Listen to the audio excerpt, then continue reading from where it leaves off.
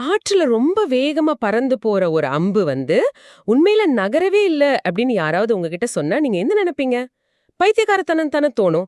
ஆனா பல ஆயிரம் வருஷங்களுக்கு முன்னாடி உலகத்தோட தலை சிறந்த அறிவாளிகள் இந்த தர்க்கம், அதாவது லாஜிக் அப்படிங்கிற ஒரு விஷயத்த மட்டும் வச்சுக்கிட்டு உலகத்தையே அளந்துடலான்னு நம்பினாங்க. ஆமா, அது ஒரு பெரிய முரண்பாடு. உண்மையை அனுபவிக்கிறத விட்டுட்டு வெறும் வார்த்தை விளையாட்டுகள்ல மனித குலம் எப்படி தன்னைத்தானே சிறைப்பிடிச்சுக்கிடுச்சு அப்படிங்கிறது ஒரு ரொம்ப சுவாரஸ்யமான வரலாறு. கண்டிப்பா. உங்களுக்காகவே பிரத்யேகமா வடிவமைக்கப்பட்ட இந்த ஆழமான அறிவு தேடலுக்கு உங்களை வரவேற்கிறோம். இன்னைக்கு நாம அலசப் போற மூல ஆதாரங்கள் சாதாரணமானவை கிடையாது. ஓஷோ அவர்கள் 1986ஆம் ஆண்டு அமெரிக்காவை விட்டு வெளியேறிய பிறகு உருகுவேயின் புண்டா டெல் எஸ்டே நகரில் தன்னோட சந்நியாசிகளுக்கு வழங்குன பியாண்ட் சைக்காலஜி, அதாவது உளவியலுக்கு அப்பால் அப்படிங்கிற புகழ்பெற்ற சொற்பொழிவு தொடரோட எபிசோட் 30க்குள்ள தான் நம்ம நுழைய போறோம். சரி, வாங்க அமைதிக்குள் நுழைவோம். இப்போ இந்த அறிவுக்கும் அனுபவத்துக்கும் இடையிலான மாபெரும் போர் மனித வரலாற்றுல பல நூற்றாண்டுகளா நடந்துகிட்டு தான் இருக்கு. வெறும் மூளைய மட்டும் வச்சுக்கிட்டு வாழ்க்கைய புரிஞ்சுக்க முற்படும் போது நாம எப்படி உண்மையை நழுவ விடுறோம் அப்படிங்கறத பத்தி தான் இன்னைக்கு நாம ஆழமா விவாதிக்க போறோம். இந்த உரைகள் உளவியலோட வரம்புகளை ஆராய்ந்து தியானத்தோட பாதையை நோக்கி நம்மள வழிகாட்டுகின்றன. ஓகே, இத கொஞ்சம் விரிவாக பார்ப்போம். பித்தகோரஸ் அப்படின்னு உடனே நினைவுக்கு வர்றது பள்ளிக்கூடத்துல நாம மனப்பாடம் பண்ண அந்த பித்தகோரஸ் தியரம் தான். அவரை ஒரு சாதாரண கணித மேதையா மட்டுமே நம்ம சுருக்கிட்டோம் இல்லையா? அதேதான் நாம பண்ண மிகப்பெரிய தப்பு. ஆனா ஓஷோ அவரை முற்றிலும் மாறுபட்ட ஒரு கோணத்துல பாக்குறாரு. கிழக்கிற்கும் மேற்கிற்கும் இடையே, அதாவது ஈஸ்ட் அண்ட் வெஸ்டுக்கு நடுவுல ஒரு மாபெரும் அறிவு பாலத்தை அமைத்த முதல் மனிதரா பித்தகோரஸ் அவரு பாக்குறாரு. இதுல ஆச்சரியப்பட வைக்கும் உண்மை என்னன்னா, பித்தகோரஸ் தன்னோட வாழ்நாளோட பெரும் பகுதியே உண்மையை நோக்கிய தேடலுக்காகவே செலவிட்டார். குறிப்பா எகிப்துல இருக்கிற அந்த அலெக்சாண்ட்ரியா நூலகத்துல தானே? ஆமா, கரெக்ட். அந்த அலெக்சாண்ட்ரியா நூலகம் அப்படிங்கிறது வெறும் புத்தகங்களோட குவியல் கிடையாது. அட்லாண்டிஸ் அப்படிங்கிற ஒரு பழமையான நாகரிகத்தோட ஒட்டுமொத்த அறிவு தொகுப்பும் அங்கேதான் பாதுகாக்கப்பட்டிருந்துச்சு. ஹோஹோ, அட்லாண்டிஸ்னா அந்த கடலுக்கு அடியில மூழ்கி போன நகரம்னு சொல்வாங்களே, அதுவா? அந்த தான் நாம தப்பு பண்றோம். இப்போ அட்லாண்டிஸ் அப்படிங்கிறத நம்ம வெறும் புவியியல் ரீதியா கடல்ல மூழ்கிய ஒரு நிலப்பரப்பாவோ அல்லது கற்பனை கதையாவோ மட்டும் பார்க்கக்கூடாது.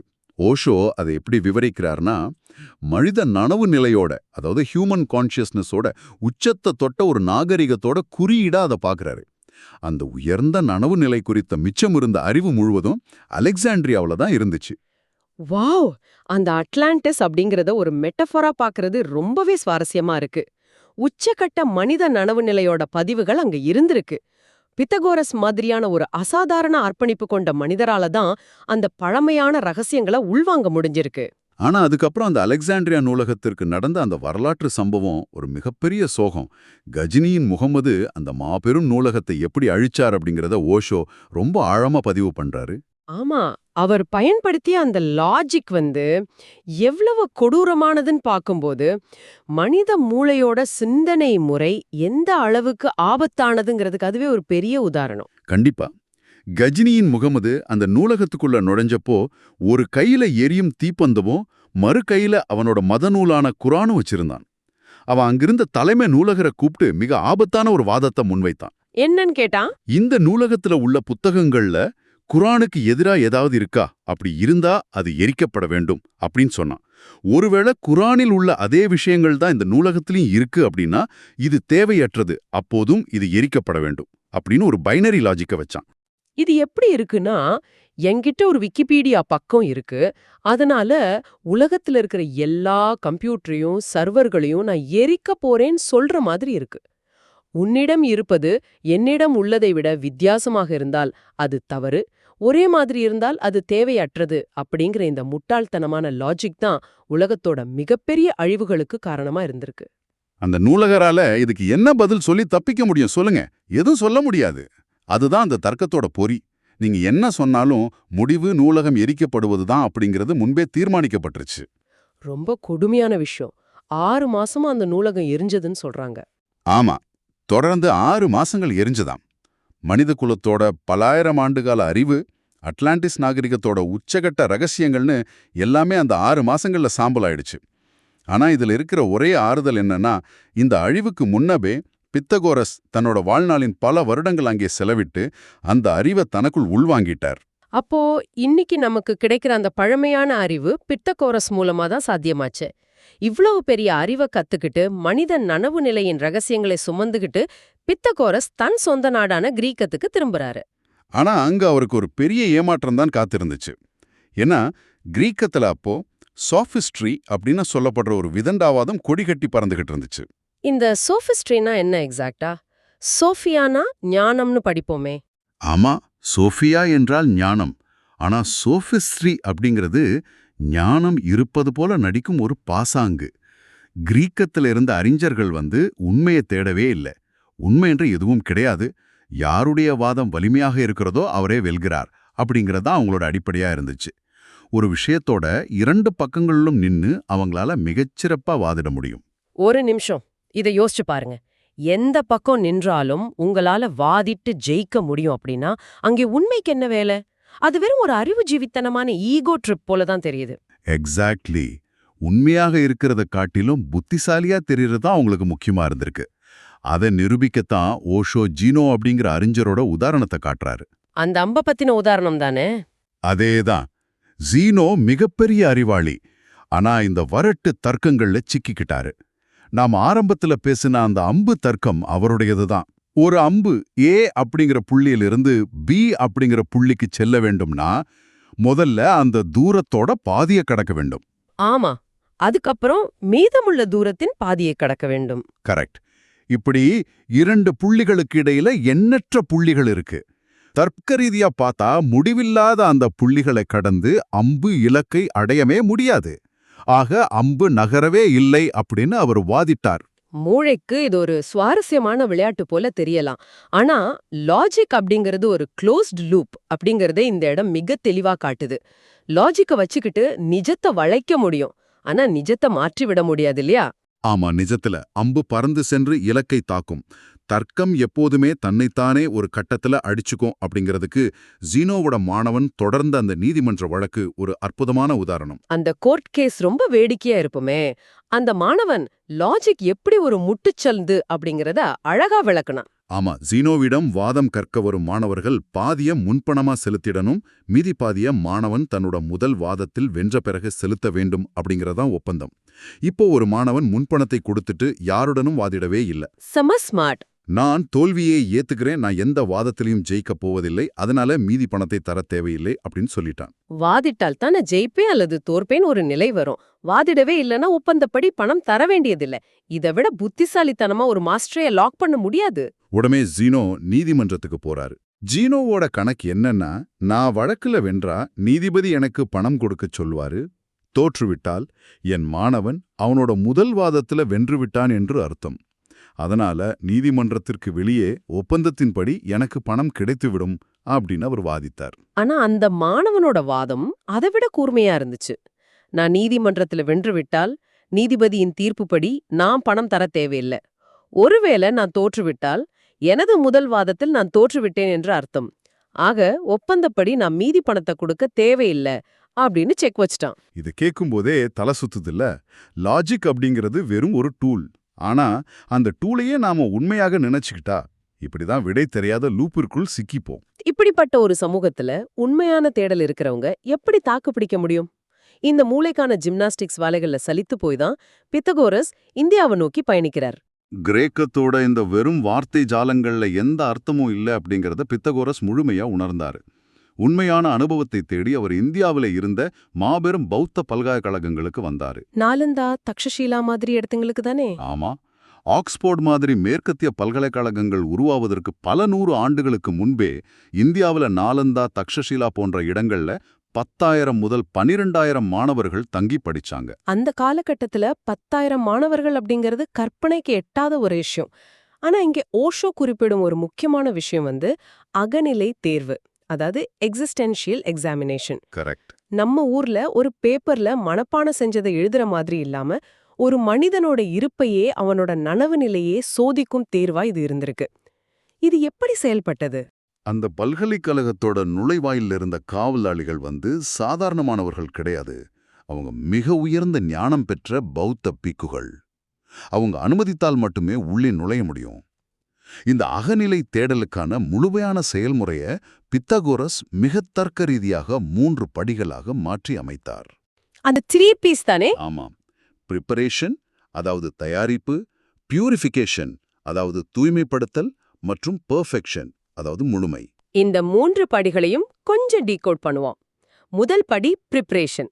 ஓஷோ இதை எப்படி விளக்குறார்னா, சமூகம் உங்கள் மீது திணித்துள்ள நிபந்தனைகளை, முன்முடிவுகளை முழுமையாக கைவிடுவது. எனக்கு எல்லாம் தெரியும் அப்படிங்கிற ஈகோவை கழற்றி வச்சுட்டு ஒரு குழந்தையைப் போல முற்றிலும் அப்பாவித்தனமா மாறுவது. ஓகே, இது புரியுது. அந்த அப்பாவித்தனம் தான் உங்களை உண்மையை நோக்கி நகர அனுமதிக்கும் முதல் திறவுகோல்.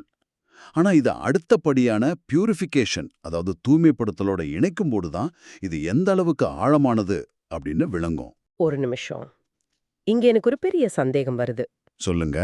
முதல் படியிலேயே நாம் ஒரு குழந்தையைப் போல அப்பாவித்தனமா மாறிடுறோம் அப்படின்னு வச்சுப்போம். குழந்தைகள் இயற்கையாகவே தூய்மையானவர்கள் தானே. அப்புறம் எதற்காக 2வது படியா பியூரிஃபிகேஷன் அப்படிங்கிற ஒண்ணு தேவைப்படுது? குழந்தை போல மாறிட்டாலே முழுமை அடைஞ்சிடலாமே. இது கொஞ்சம் முரண்பாடாக தெரியுதே.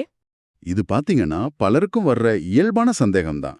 குழந்தைகள் தூய்மையானவர்கள் அப்படின்னு நாம ஆழமா நம்புறோம். ஆனா ஓஷோ இத மிக நுட்பமா வேறுபடுத்துறாரு. குழந்தைகள் அப்பாவித்தனமானவர்கள், அதாவது இன்னசென்ட். ஆனா அவங்க தூய்மையானவர்கள் கிடையாது. ஏன்னா அவங்களுக்கு ஒண்ணும் தெரியாது, அதனால அப்பாவிங்கிறீங்களா? ஆமா, அவங்களோட அப்பாவித்தனத்திற்கு பின்னால் அறியாமை இருக்கு. இன்னும் சொல்லப்போனா மனிதர்களுக்கே உரித்தான பல மிருகத்தனமான உணர்வுகள் குழந்தைகளிடம் உள்ளுணர்வாகவே ஒழிஞ்சிருக்கு. கோபம், பொறாமை, பேராசை, போட்டி மனப்பான்மை, ஏன் கொடூர குணம் கூட குழந்தைகளிடம் உண்டு. கொடூர குணம் குழந்தைகளிடம் இருக்கா? இது ஏத்துக்க கொஞ்சம் கஷ்டமா இருக்கே. நல்லா கவனிச்சு பாருங்க. ஒரு குழந்தை தனக்கு தெரிந்தே ஒரு சின்ன பூச்சியை கொன்று ரசிப்பதை பார்த்திருப்பீங்க. 2 குழந்தைகளிடம் விளையாட பொருட்களை கொடுத்தா அங்கே பொறாமையும் போட்டியும் எப்படி இயற்கையாவே வருது அப்படிங்கறத கவனிங்க. இவை சமூகம் சொல்லி கொடுத்ததல்ல, அவங்க பிறக்கும் போதே கொண்டு வர்ற விஷயங்கள். ஓஹோ, கரெக்ட் தான். அதனால முதல் படியான தயாரிப்பு அப்படிங்கிறது சமூகம் உங்களுக்கு வெளியில கொடுத்ததை கைவிடுவது. 2வது படியான தூய்மைப்படுத்தல் அப்படிங்கிறது உங்களுக்குள்ளேயே இயற்கையாக ஒளிந்திருக்கும் இந்த மிருகத்தனமான குணங்களை தியானம் என்னும் நெருப்பிலிட்டு எரிப்பதாகும். வாவ், இது ரொம்பவே பவர்ஃபுல்லான ஒரு கான்செப்ட். சமூகம் கொடுத்த ஈகோவை அழிப்பது மட்டும் போதாது, இயற்கையாகவே நம் டிஎன்ஏவில் பதிந்திருக்கும் அந்த ஆதிமிருக குணங்களையும் தியானத்தால் சுட்டெரிக்க வேண்டும். அப்படி அந்த குணங்கள் தியானத்தோட நெருப்பில் எரிக்கப்படும் போது என்ன நிகழும்? அந்த அசிங்கமான விஷயங்கள் எரியும் போதுதான் அதிலிருந்த உண்மையான அன்பும் படைப்பாற்றலும் பிறக்கும். பொறாமையும் போட்டியும் எரியும்போது நீங்க மற்றவர்களோடு உங்களை ஒப்பிடுவதை முற்றிலுமாக நிறுத்துகிறீர்கள். ஒவ்வொருவரும் எப்படி தனித்துவமானவர்கள் அப்படிங்கறத புரிஞ்சுக்கிறீங்க. அப்போ பேராசை எரியும் போது அங்கே கருணை பிறக்கும் இல்லையா? கண்டிப்பா. இந்த தூய்மைப்படுத்தல் முழுமையாக நிகழும்போது உங்களுக்குள் இருக்கும் இருள் முற்றிலுமாக நீங்கி ஒளி பிறக்கிறது. அதுதான் 3வது படி, பெர்ஃபெக்ஷன் அல்லது முழுமை. இதுதான் ஒரு அறிவொளி பெற்ற நிலை, அதாவது என்லைட்டன்மெண்ட். ஆஹா, பித்தாகோரஸ் வெறும் ஒரு தர்க்கவாதியா இல்லாம இந்த அகநிலை தேர்வுகளை கடந்து தன்னை தூய்மைப்படுத்தி ஒரு முழுமையான மனிதரா மீண்டும் கிரீக்கத்திற்கு திரும்பலாரு. ஆனா அவரோட சொந்த சமூகம் எப்படி வரவேற்றது? ஒரு என்லைட்டன்மெண்ட் அடைந்த மனிதரை அந்த லாஜிக் சமூகம் கொண்டாடியதா? சான்ஸே இல்ல. கிரேக்கம் அவரை புரிஞ்சுக்கவே இல்ல. கிரேக்கர்களை பொறுத்தவரை அறிவொளி அப்படிங்கிற ஒரு கருத்தாக்கமே அவங்க மனசுல இல்ல. அவங்களுக்கு தெரிஞ்சதெல்லாம் வாதம் செய்வது மட்டும்தான். அதனால பித்தாகோரஸ் முற்றிலும் அந்நியமான ஒரு மொழியில பேசுறதா நினைச்சு அவரை புறக்கணித்தாங்க. பித்தாகோரஸ் மட்டுமில்ல, சாக்ரட்டிஸ், டயோஜினிஸ் போன்ற மாபெரும் ஞானிகளுக்கும் இதே நிலைதான் கிரேக்கத்துல ஏற்பட்டுச்சு இல்லையா? ஆமா, அதே நிலைமைதான். டயோஜினிஸ் என்றதும் அந்த புகழ்பெற்ற சம்பவம் நினைவுக்கு வருது. உலகையே வெல்ல புறப்பட்ட மாவீரன் அலெக்சாண்டருக்கும் ஒட்டுத்தனி கூட இல்லாம வாழ்ந்த டயோஜினிஸ்க்கும் நடந்த அந்த சந்திப்பு, உலகையே ஆள நினைக்கும் ஒரு ஈகோவுக்கும் தன்னை முழுமையாக அறிந்து கொண்ட ஒரு ஞானிக்கும் நடந்த உரையாடல் அது. ஆமா, அலெக்சாண்டர் டயோஜினிஸை சந்திச்ச போது டயோஜினிஸ் அவரிடம் மிக தைரியமாக கேட்டாரு, இந்த உலகையெல்லாம் வென்று விட்டு இறுதியில் என்ன செய்ய போகிறாய் அப்படின்னு. அலெக்சாண்டர் என்ன சொன்னா? அதன் பிறகு நான் அமைதியாக ஓய்வெடுப்பேன் அப்படின்னு சொன்னான். இதை கேட்டு சிரித்த டயோஜினிஸ் தன் அருகில் படுத்திருந்த நாயை காட்டி, அதைத்தான் நான் இப்போதே என் நாயோடு செய்து கொண்டிருக்கிறேன். அமைதியாக ஓய்வெடுக்க உலகை வெல்லும் இவ்வளவு பெரிய முட்டாள்தனத்தை செய்ய வேண்டும் அப்படின்னு கேட்டாரு. இதுதான் உண்மையான ஞானத்தோட சக்தி. உலகை வெல்ல நினைத்த ஒரு மாவீரனையே அவனது தர்க்கத்தையே பயன்படுத்தி முட்டாளாக்கிய தைரியம் ஒரு முழுமை பெற்ற மனிதனுக்கு மட்டுமே வரும். ஆனா சமூகம் அவங்கள பைத்தியக்காரர்கள்னு தான் முத்திர குத்தியது. அப்போ இதற்கெல்லாம் என்னதான் அர்த்தம்? சமூகத்திற்கு புரியாத மொழியில பேசுறதால ஞானிகள் முரண்பட்டவர்களாக தெரியுறாங்களா அப்படிங்கிற கேள்வி வருது. இந்த உரையோட இறுதியில ஓஷோ தம்மீது வைக்கப்படும் விமர்சனங்களுக்கு கொடுக்கும் விளக்கம் ரொம்பவே முக்கியமானது. அவர் தொடர்ந்து முரண்பாடாக பேசுகிறார் அப்படிங்கிற விமர்சனங்கள் அவர் மீது வைக்கப்படுது. இத ஓஷோ எப்படி எதிர்கொள்றாரு? ஓஷோ மிக அழுத்தமான ஒரு விளக்கத்தை கொடுக்கிறாரு. நான் சிந்தனையிலிருந்து பேசவில்லை, எனது அனுபவத்திலிருந்து பேசுகிறேன் அப்படின்னு சொல்றாரு. முரண்பாடுகள் அப்படிங்கிறது சிந்தனையில் லாஜிக்கல் தான் வருமே தவிர அனுபவத்துல வராது. அதாவது இயேசுவோ புத்தரோ ஒரு சிறிய நிலப்பரப்பில் ஒரே மாதிரியான கலாச்சாரம் கொண்ட ஒரு சிறிய கூட்டம் மக்களிடம் மட்டுமே வாழ்நாள் முழுவதும் பேசினாங்க. ஆனா ஓஷோவோ உலகம் முழுவதும் இருந்தும் வரும் பலவிதமான மனிதர்களிடம் தொடர்ந்து 30 ஆண்டுகளாக பேசிக் கொண்டிருந்தார். வெவ்வேறு வகையான மனநிலைகள், வெவ்வேறு கலாச்சார பின்னணி கொண்ட மனிதர்கள். 30 வருடங்கள்ல உலகம் எவ்வளவு மாறியிருக்கும். அதற்கேற்ப அவர் தனது விளக்கங்களை மாற்ற வேண்டியிருந்திருக்கும் இல்லையா? கண்டிப்பா. ஓடம் நதியைப் போல ஒவ்வொரு நாளும் புதிய மனிதர்கள் அவரிடம் வந்து கொண்டே இருந்தாங்க. அவங்களுக்கு புரியும் வகையில ஒரே உண்மையை அவர் பல கோணங்கள்ல, பல பரிமாணங்கள்ல விளக்க வேண்டியிருந்தது. ஒருவருக்கு ஒரு கோணம் புரியலாம், மற்றொருவருக்கு இன்னொரு கோணம் புரியலாம். அதேதான். அதனாலதான் மேரோட்டமாக பார்ப்பவர்களுக்கு அவர் முரண்பாடாக பேசுவது போல தோன்றும். ஆனா ஆழமாக பார்த்தால் அந்த அத்தனை வார்த்தைகளுக்கும் ஊடாகச் செல்லும் ஒரு ஒற்றை நூலிழையை உங்களால் காண முடியும். அதுதான் அனுபவம் என்ற உண்மை. எவ்வளவு அற்புதமான ஒரு பயணம் இது! தர்க்கங்களை வச்சுக்கிட்டு நாம் அறிவு ஜீவிகளா தெரியலாம், எந்த வாதத்திலையும் ஜெயிக்கலாம். ஆனா அது ஒருபோதும் நம்மள முழுமைக்கு கொண்டு செல்லாது அப்படிங்கறத பித்தகோரஸோட வாழ்க்கையும் ஓஷோவோட பார்வையும் மிக தெளிவாக உணர்த்துகின்றன. உங்களுக்கான சிந்தனைக்கான இறுதி தூண்டல் இதுதான். இன்னைக்கு நம்மிடம் ஆர்டிஃபிஷியல் இன்டெலிஜென்ஸ், அதாவது AI இருக்கு. அலெக்சாண்ட்ரியா நூலகத்தோட அறிவை விட பல கோடி மடங்கு தகவல்கள் அதனிடம் இருக்கு. உண்மைதான். எந்த ஒரு கிரேக்க சோஃபிஸ்டை விடவும் சிறந்த முறையில அதால வாதம் செய்ய முடியும்.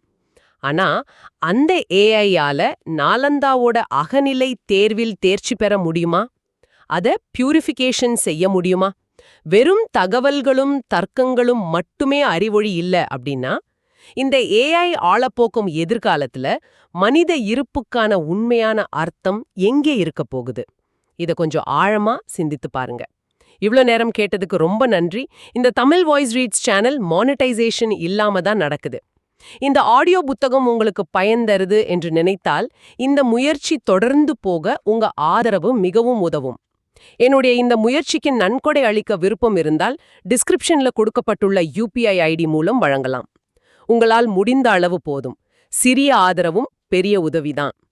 இந்த வீடியோ உங்களுக்கு பயனுள்ளதாக இருந்தால் சப்ஸ்கிரைப் பண்ணுங்க, மற்றவர்களுக்கும் பகிர்ந்து கொள்ளுங்க. இந்த கருத்துக்கள் அவர்களுக்கும் தேவையாக இருக்கலாம். லைக் பண்ணுங்க, உங்க கருத்துக்களை கமெண்ட்ல பகிருங்க. மனப்பூர்வமான நன்றி.